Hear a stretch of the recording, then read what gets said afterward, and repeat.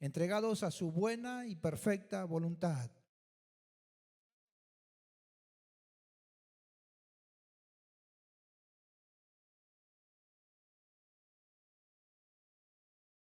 Nosotros dejamos de vivir nuestras propias vidas para que Dios viva en nosotros. Y en ese pasaje de Ezequiel, en el capítulo 47, verso 9, dice que solos aquellos que se entregan de manera total en ese río alcanzarán vida plena. Para poder recibir el mensaje que quiero compartirte hoy, vamos a necesitar tener o al menos desear este tipo de fe. Aquella fe que solo se alcanza en la seguridad de lo que Dios puede hacer. Aquella fe que no se basa en lo que nosotros podemos lograr o alcanzar con nuestras propias fuerzas, lo que representaría poder hacer pie en ese río, sino que necesitamos esa fe que está sostenida solo en la confianza que nos da a creer en la palabra de Dios. El pasaje de estudio de hoy está allí en Marcos capítulo 11. Vamos a leer solo algunos versículos, pero bueno, para ponernos un poquito en contexto, ese es el título, dejar la orilla en este tiempo de despedida. Quiero hacer un pantallazo rápido para situarnos en donde quiero reflexionar en esta tarde. Usted sabe que el Espíritu Santo vino sobre María, aquella jovencita de Nazaret, la cual quedó embarazada de manera sobrenatural. Ella estaba comprometida para casarse con José, aquel buen hombre, a quien Dios tuvo que hablarle en sueños para decirle que recibiera a su mujer y que entendiera que aquella situación tan extraña que ellos estaban atravesando era producto de la obra del Espíritu.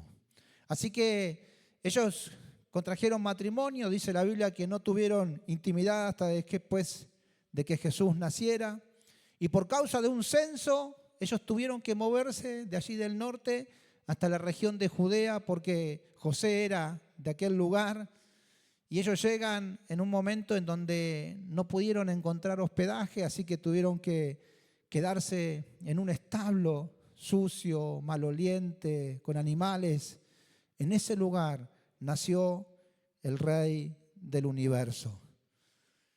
Tiempo después, unos sabios que llegaron de Oriente siguiendo una estrella, nosotros los conocemos como los Reyes Magos, no tiene nada que ver, pero bueno, estos sabios de Oriente llegaron hasta Jerusalén preguntando dónde estaba el rey de los judíos que había nacido. Toda la ciudad se estremeció, Herodes escuchó, los mandó a llevar, hizo una entrevista con ellos y le dijo, averígüenme dónde está ese rey, así yo también voy a adorarlo. Lo que en realidad él quería hacer era matarlo. Así que una vez que toma José conocimiento de eso, toma al niño, toma a su mujer y huye a la tierra de Egipto hasta que Herodes muere. Una vez que Herodes muere, ellos vuelven a Israel y van allí al norte, a Nazaret, donde se crió el Señor Jesús. Y él estuvo en aquella región de Galilea, en un humilde poblado, durante 30 años. Y un día se sacó el delantal de carpintero, alzó la mano y dijo, yo soy el Salvador del mundo. Y comenzó su ministerio terrenal, así que convocó a algunos para que le siguieran, llamó a 12, a quienes llamó sus apóstoles, y durante 3 años y medio caminó con ellos, convivió, les manifestó el reino de Dios y les reveló abiertamente sus planes. Durante toda su vida Jesús muchas veces había ido a Jerusalén. Pero en el pasaje que vamos a estudiar nos encontramos en la última vez que él va hasta la santa ciudad. Su ministerio terrenal había llegado a su fin. Era tiempo de ir a la cruz para derramar su vida por cada uno de nosotros, para pagar el precio por nuestros pecados. Era este su último viaje a Jerusalén, así que al llegar a Betania, frente al Monte de los Olivos, muy cerca de Jerusalén, él llama a 2 de sus discípulos y los envía a una aldea cercana y les da una orden. Le dice, vayan a esta aldea, van a encontrar una asna que está atada, hay un pollino que es una cría al lado de ella, en la cual nunca nadie se ha sentado. Dice, desátenla y tráiganmela. Y si alguien les pregunta, ¿qué están haciendo? Ustedes van a decirle así, el maestro las necesita y luego las devolverá. Así que ellos van hasta aquella aldea y guiados por el Espíritu encuentran a aquellos animalitos y de pronto comienzan a desatarlos hasta que suena la alarma del asna.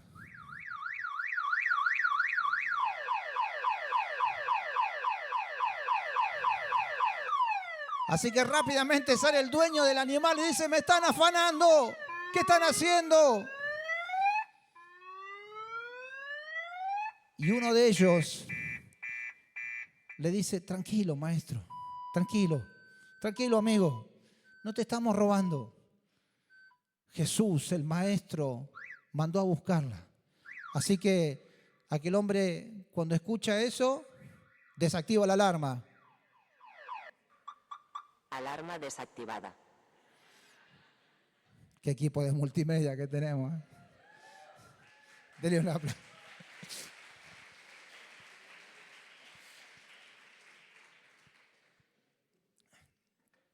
Así que aquel hombre le saca la alarma a los burritos y le dice, si Jesús lo necesita, llévenlo nomás.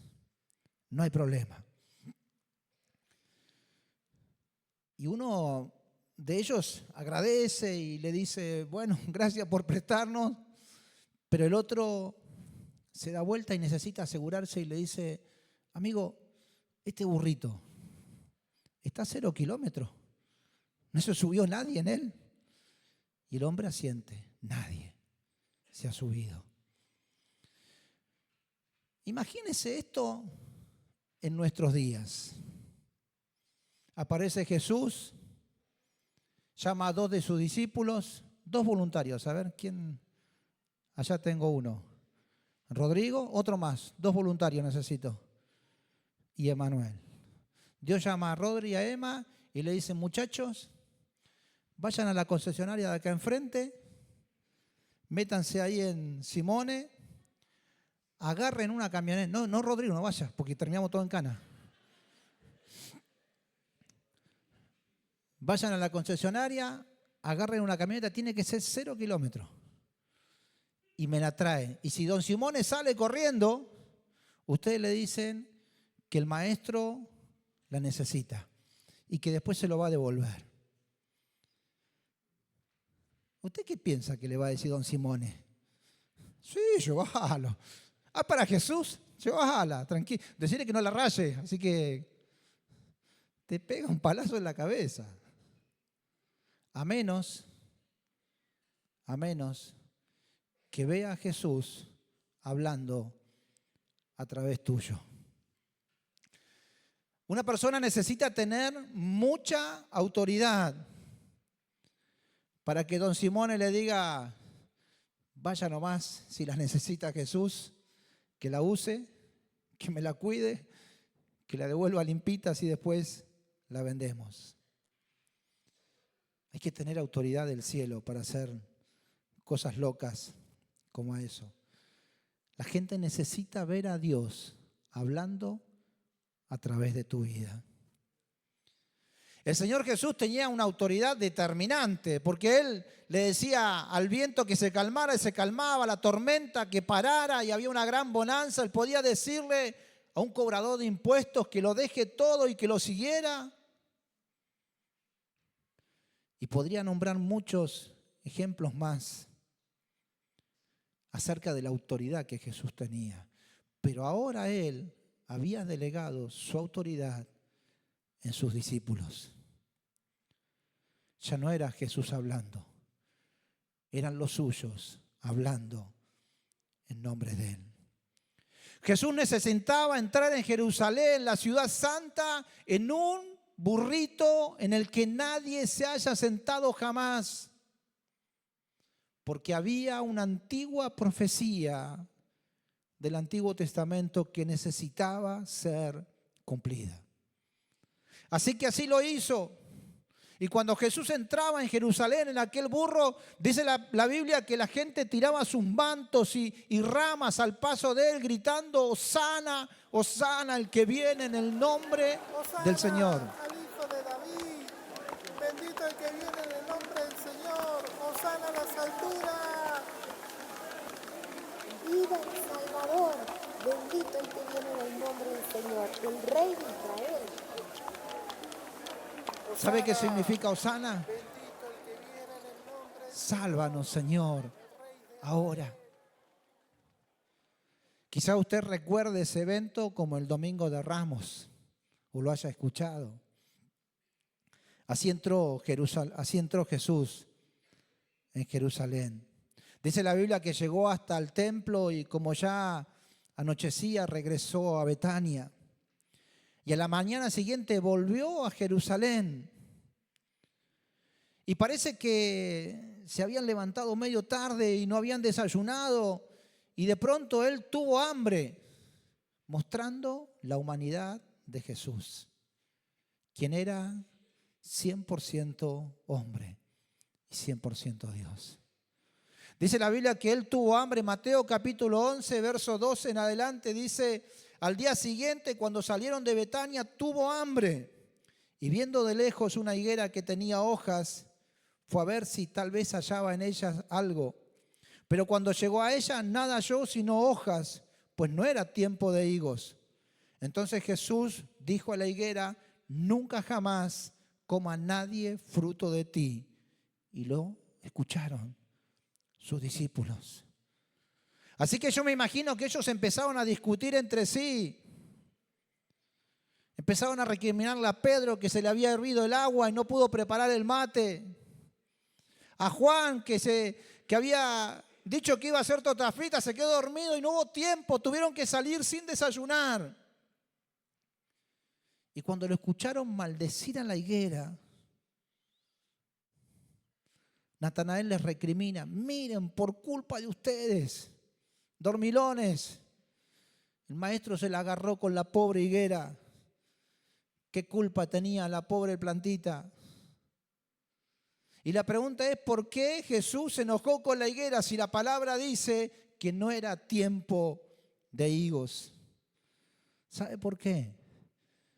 Porque la higuera tenía hojas. Y el hecho de tener hojas mostraba que la planta estaba activa, y si bien no era tiempo de higos, ella debería haber tenido brevas, que son aquel primer fruto que luego se convertirían en deliciosos higos. Pero esta planta aparentaba a la vista de todos tener frutos, pero en realidad todo era apariencia, pues no tenía nada. Era una planta estéril e improductiva que fingía ser un buen árbol. Usted recuerda la historia de Salomón, el rey más sabio de toda la historia. En un momento Salomón juntó tanta riqueza y dice la Biblia que él mandó a construir 200 escudos de oro macizo, los cuales eran usados para cuestiones ceremoniales. Y eran una muestra de poder, de grandeza, de riqueza. Tiempo después, cuando reinaba en lugar suyo su hijo Robán, este fue un mal rey. Hizo las cosas malas delante de Dios. Fue una persona soberbia, no escuchó al pueblo, no atendió sus necesidades y cayó de la gracia de Dios. Y en un momento el rey de Egipto sube contra Jerusalén y la domina. Y en aquellos tiempos un acto de humillación cuando un ejército se apoderaba de otro era robar todos los tesoros de la casa real. Así que Sisac, rey de Egipto, subió contra él, lo dominó y se llevó todos los tesoros de la casa real y también se llevó los 200 escudos de oro.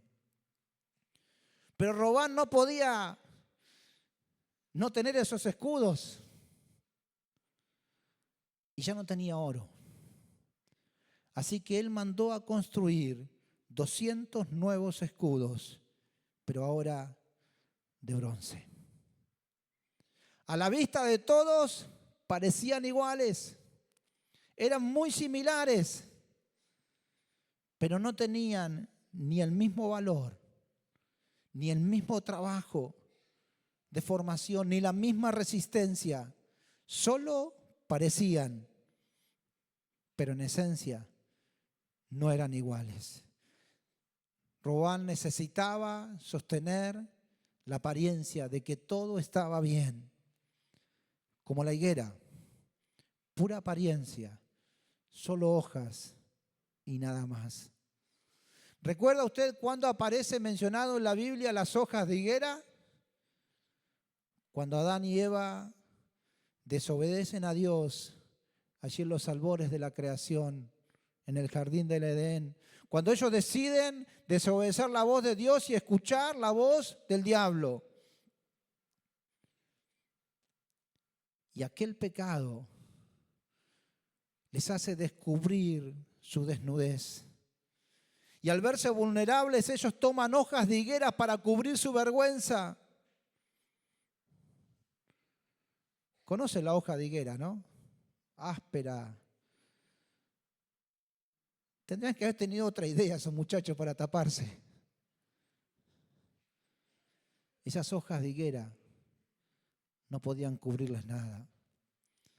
Entonces es el mismo Dios quien toma un animal y lo sacrifica, tal vez sea un cordero,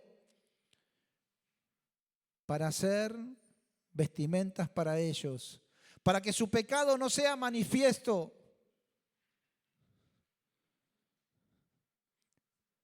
Un animal tuvo que morir. Y la palabra enseña que no hay perdón de pecados sin derramamiento de sangre.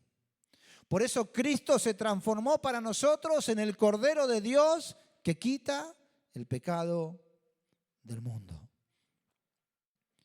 Vuelvo al relato. Jesús maldice la higuera, va hasta el templo y allí se encontró con un montón de gente que estaba haciendo negocios en la casa de Dios. Vendía animales, hacía cambios de moneda.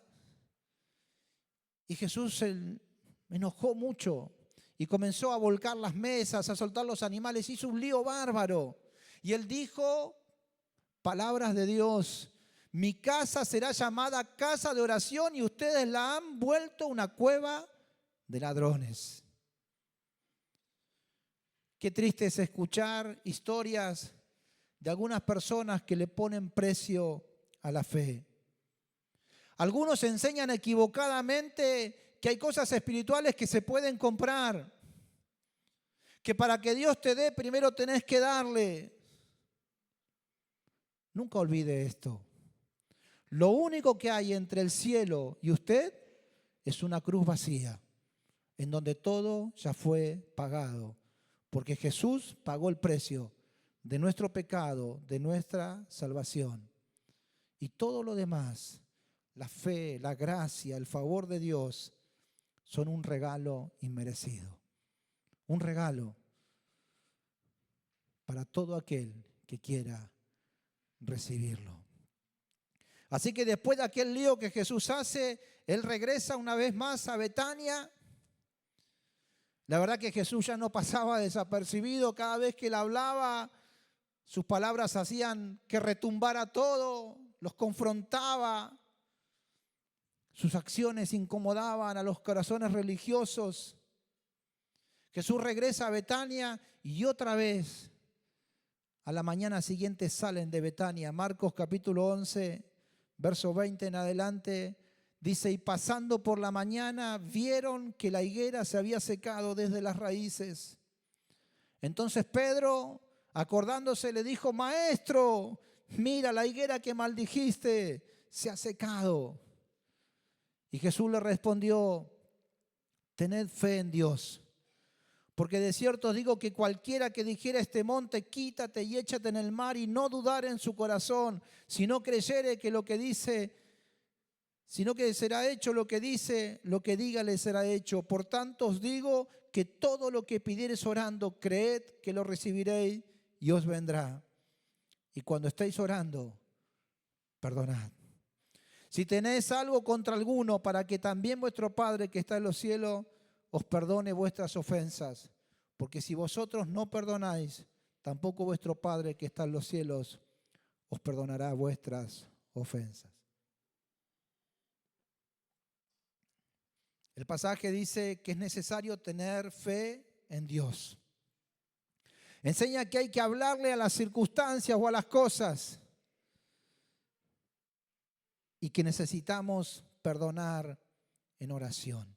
Lo primero que enseña es que hay que tener fe en Dios. Y no se trata solo de tener fe, porque uno podría tener fe en cualquier cosa o en cualquier persona o en cualquier método, pero esa clase de fe no sirve, es estéril, improductiva.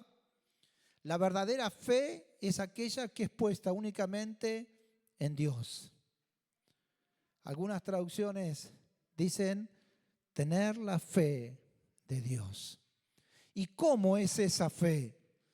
El apóstol Pablo escribía en Gálatas capítulo 5, mas el fruto del Espíritu es amor, gozo, paz, paciencia, benignidad, bondad, fe, mansedumbre, templanza. Contra tales cosas no hay ley. La fe en Dios es en el Espíritu. No se puede generar, sí se la puede hacer crecer. No se puede razonar desde la lógica humana, solo se recibe en el Espíritu. No la puedo crear, es un espíritu. Por eso cuando una persona, aunque no crea, pero se encuentra en un ámbito de fe como este, donde hay un montón de fe, su espíritu se conmueve, se quebranta. Algunos hasta lloran y no saben por qué. Es el Espíritu de Dios que les está buscando, que los está invitando a sumergirse en esas aguas en donde el Creador del universo quiere darte vida. En segundo lugar, el pasaje enseña que hay que hablarle a las cosas. Jesús dijo que cualquiera que dijere a este monte, Jesús dice, tienen que hablarle a la montaña. Y nosotros encontramos a Jesús a lo largo de toda la Biblia hablándole a diferentes cosas. Le habló a la tormenta, le habló a una planta, le habló a una enfermedad. Y aquellas cosas inanimadas tuvieron que obedecer a la voz de Dios. Segunda de Corintios capítulo 4 dice, pero teniendo el mismo espíritu de fe, conforme a lo que está escrito, creí, por lo cual hablé. Nosotros también creemos, por lo cual también hablamos. El apóstol Pablo nos enseña que la fe es un espíritu y es el mismo espíritu de Dios. El que causa que por razón de haber creído nosotros necesitamos hablar. Necesitamos desatar una realidad espiritual que aunque no la estamos viendo, creemos que ya está hecha en el mundo espiritual y nuestra proclamación la hace una realidad en el mundo físico. Nosotros necesitamos aprender a disociar el hacer del decir. Lo tenemos muy internalizado y hasta nos parece que es lo mismo y no lo es.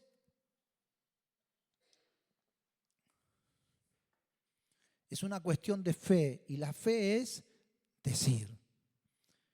Porque cuando nosotros hacemos, entonces estamos dependiendo de nosotros.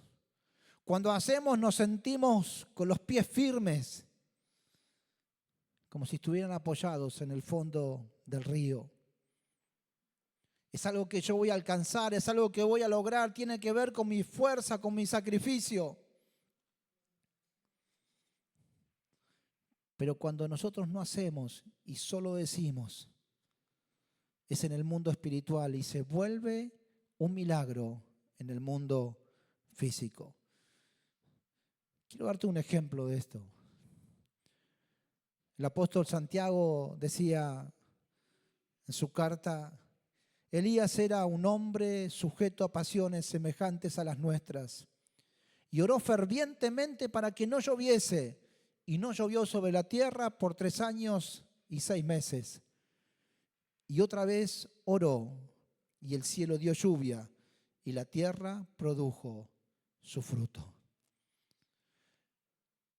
El pasaje comienza haciendo una mención a la naturaleza del profeta Elías, que dice que era alguien sujeto a pasiones como nosotros, como usted, como yo. No era distinto. Cuando nosotros leemos acerca de sus grandes hazañas, de sus grandes victorias, es una invitación a creer que nosotros también podemos hacer lo mismo.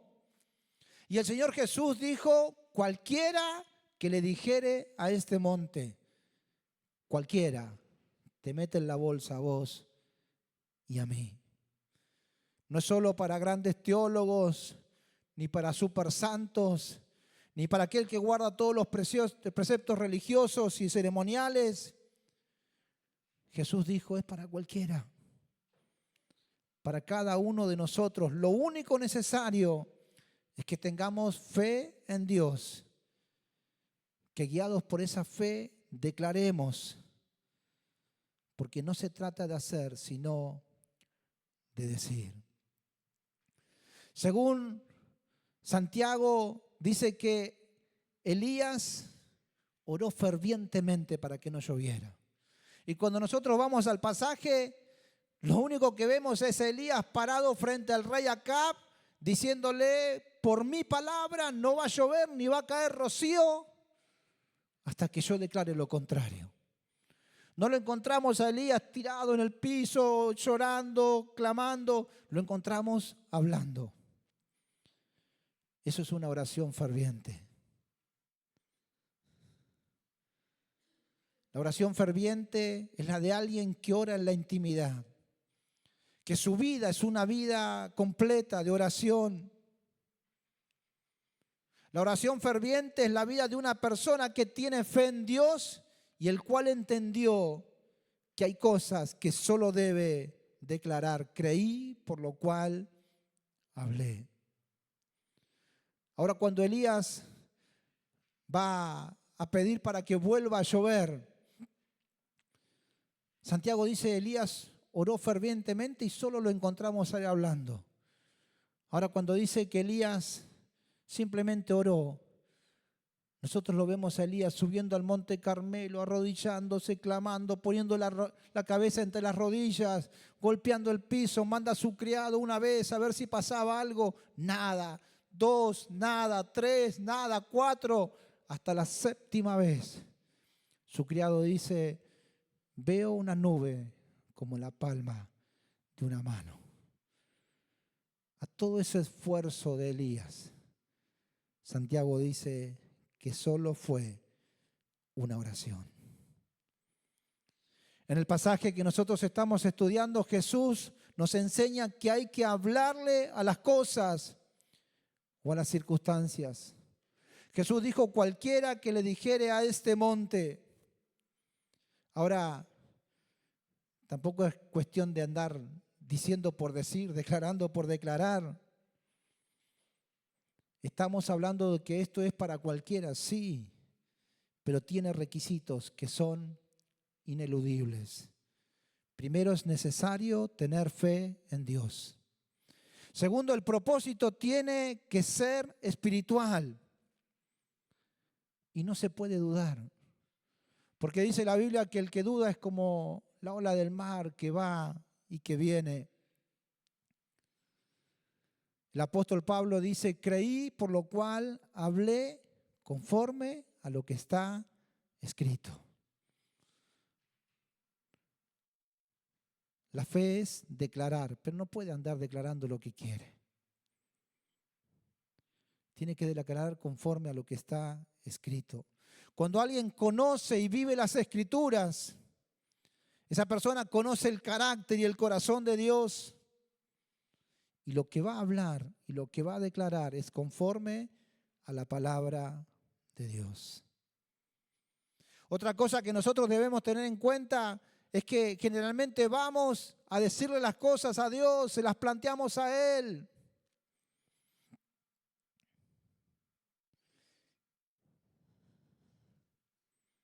Le llevamos todos nuestros argumentos a Dios. ¿Sabe por qué? Porque cuando nosotros vamos con todos nuestros planteos a Dios parecemos espirituales. Pero cuando nosotros le hablamos a las cosas, parecemos locos. Nosotros le contamos a Dios lo que nos pasa, lo ponemos al tanto de las circunstancias adversas por las que estamos atravesando. Y no hemos entendido que necesitamos tener fe en Él para hablarle a las cosas, para que las circunstancias cambien. Dios le había dicho a Moisés que tenía que llevar a su pueblo a una tierra prometida, a pesar de que su pueblo estaba bajo el dominio del poderoso Egipto. Bueno, usted conoce la historia de cómo Moisés es enviado a confrontar a Faraón y en un lapso de aproximadamente un año se desatan las 10 plagas sobre aquella tierra hasta que finalmente Faraón le dice, bueno, váyanse. Y sale Moisés liderando a todo el pueblo de Israel. Pero poquito tiempo después Faraón se arrepiente y saca todo su poderoso ejército con sus carros y sus caballos a perseguir a este pueblo que había dejado salir. Y de pronto Israel se encuentra con el mar enfrente y en la retaguardia un poderoso ejército que venía contra ellos. El pueblo se ve en aprietos, se asusta, se enoja, se vuelve contra Moisés, comienza a murmurar. Comienza a decirle, ¿para qué nos sacaste de la tierra de Egipto? Y Moisés hace una declaración extraordinaria.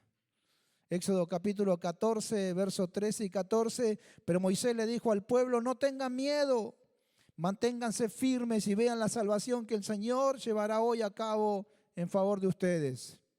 Los egipcios que hoy han visto, nunca más volverán a verlos. Quédense tranquilos, que el Señor peleará por ustedes.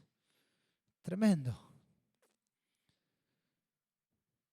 Yo creo que esas palabras trajeron algo de alivio al pueblo.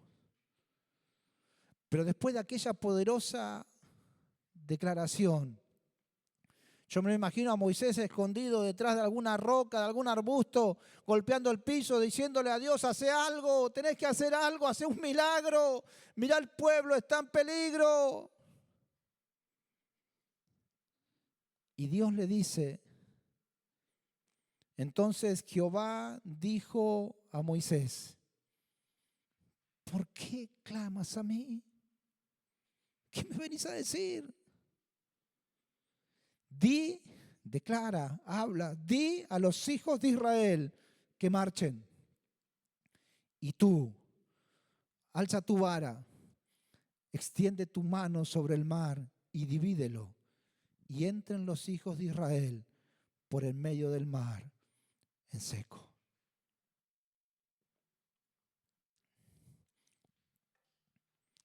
Dios le dice a Moisés, campeón, no tenés que decirme nada a mí. Tenés que declarar y ponerte en movimiento. Vos tenés que dividir el mar. Vos tenés que alzar la vara. Está en tus manos hacerlo. Solo tenés que tener fe en mí. Tenés que declararlo y no tenés que tener dudas en tu corazón. Nosotros necesitamos declarar en el mundo físico lo que en el mundo espiritual ya está hecho, para que se cambie la realidad de nuestras vidas.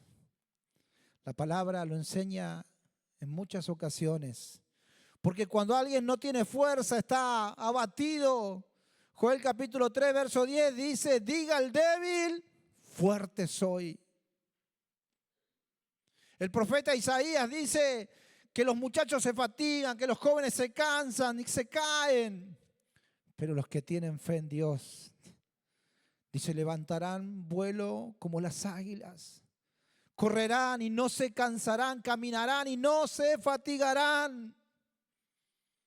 Cuando alguien no puede más, está derribado, está en el suelo, se ve sin esperanza, la palabra de Dios le desafía a creer y a declarar, todo lo puedo en Cristo que me fortalece.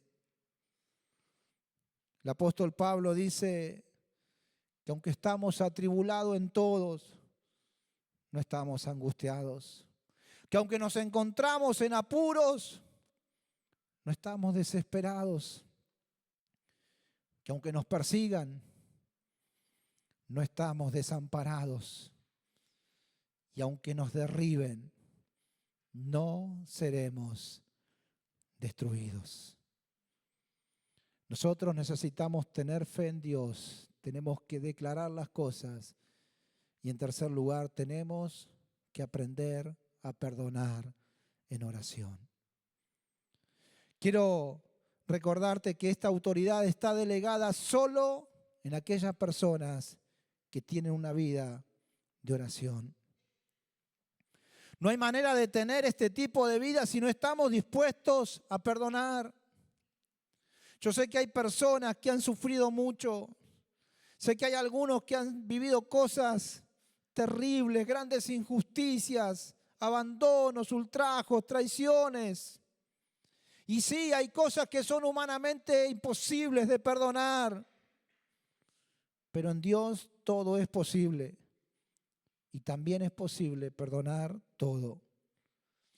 Nuestro perdón, lo hemos enseñado 1000 veces, nunca exime de responsabilidad al ofensor, ni mucho menos lo justifica, pero el perdón nos libera a nosotros. Y Dios ha prometido que Él nos hará justicia. Quiero terminar resaltando 4 puntos de lo que estuvimos hablando. Me la agarro con la higuera, porque el primer punto que quiero hablar es acerca de las apariencias. Sin ánimo de ofender, yo quisiera llamarte a asumir una vida sin falsedades. Las apariencias te terminan ahogando, porque cuando alguien necesita mostrar que vive en un mundo de fantasías, en donde todo siempre está bien, nunca hay nada para cambiar, en donde constantemente necesitamos mostrar vidas perfectas, algo no está bien. A veces somos los más graciosos en todos los círculos, pero cuando estamos solos, cuando las luces se apagan, cuando nos miramos en el espejo de la vida, no nos gusta lo que vemos, porque adentro tenemos un gran vacío. Buscamos hojas de higueras para tapar nuestra vergüenza, para que nadie nos vea vulnerables. Esa no es la vida que Dios quiere para nosotros. Que el escudo de tu vida sea de oro macizo y no una barata imitación de bronce. En segundo lugar, necesitamos tener la autoridad de Jesús. Nuestra cercanía a Él, nuestra dependencia del Espíritu Santo, nuestra obediencia a vivir en sus mandatos, hace posible que los demás puedan ver a Cristo a través de nuestras vidas. Y esa autoridad delegada que Él ya nos ha dado, nos va a hacer afrontar cosas sobrenaturales y fuera de la lógica. En tercer lugar, necesitamos aprender a perdonar. Cuando nosotros entendimos que ya hemos sido perdonados de nuestras faltas, de nuestra ofensa ante Dios, de nuestra rebeldía, Él en su plena misericordia decidió perdonar todas nuestras faltas, aun cuando nosotros ni siquiera se lo pedimos. Menos aún, ni lo merecíamos. Sin embargo, Él subió a esa cruz y extendió sus brazos para darnos de su perdón. Murió por ti y por mí. Su perdón está disponible para todo el mundo, pero solo pueden recibirlo aquellos que quieran hacerlo. Jesús murió por todo el mundo, pero solo intercede por sus discípulos. Dios ama toda la creación, pero solo volverá a buscar a sus hijos. Y por último, necesitamos crecer en la fe. Comencé el mensaje haciéndote mención a la profecía de Ezequiel, viendo que era una invitación del Espíritu Santo para que nosotros nos adentremos en las profundidades del agua del Espíritu, en donde solo Dios tiene el control de nuestras vidas. Solo en esas profundidades, allí hay provisión, allí hay sanidad y vida eterna. La vida que Jesús nos ofrece es tan grande, es tan poderosa, que está más allá de cualquier cosa. Son sus palabras. Él dijo: el que cree en mí, aunque esté muerto, vivirá.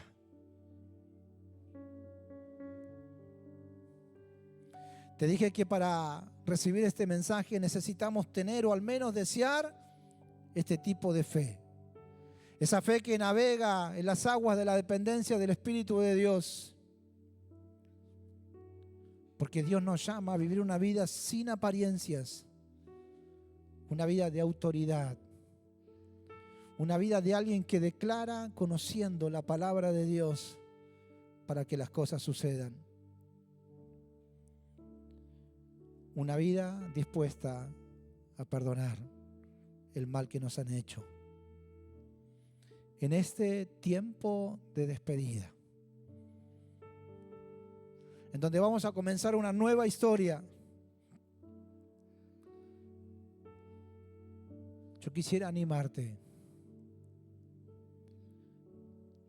a empezar una nueva vida en la profundidad de las aguas del Espíritu.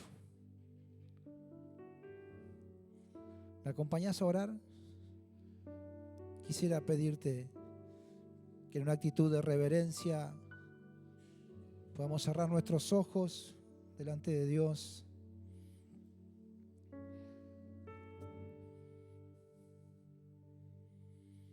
Dejar que su Espíritu se mueva sobre tu vida.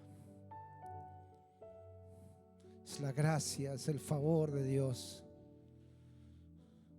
Su Espíritu está en este lugar porque Él así lo prometió. Que cuando nos reuniéramos en su nombre, Él estaría en medio nuestro.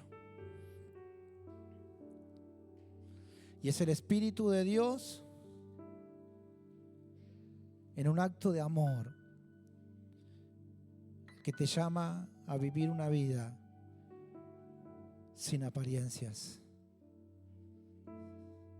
Es el Espíritu de Dios el que te desafía a buscar tener una vida con autoridad espiritual. Es el Espíritu que susurra a tu espíritu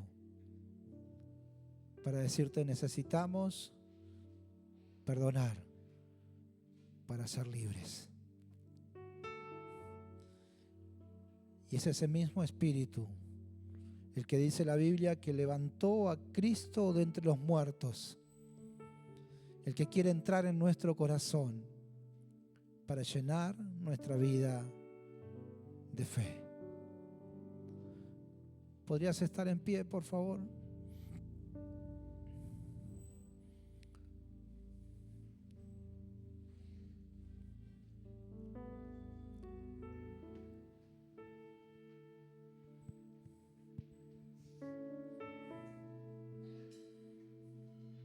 Podrías poner tu mano en el corazón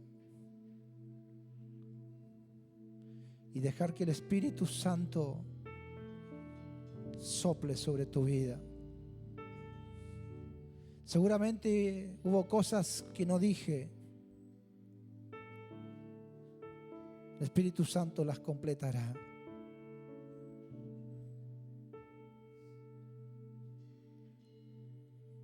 Que en esta noche puedas recibir la gracia de Dios,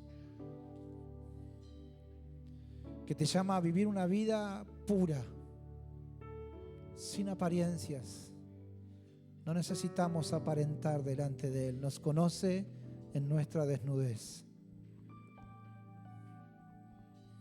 Intentamos taparnos con hojas y cosas raras.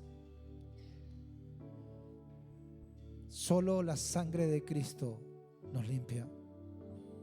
Solo su sangre. Que la autoridad del cielo venga sobre tu vida.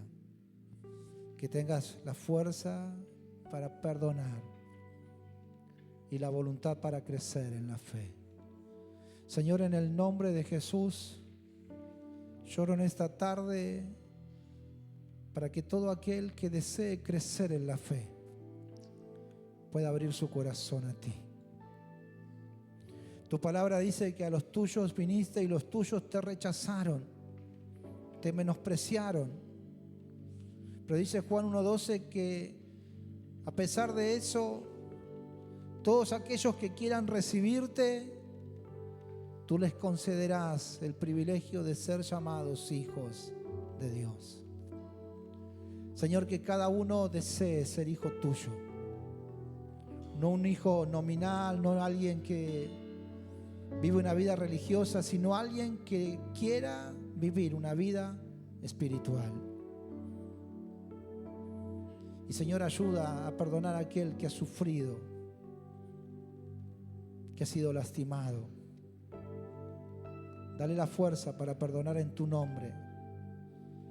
Porque dice la palabra que si no perdonamos, tampoco seremos perdonados. Adoramos tu nombre. Quédese en el Espíritu un minuto más.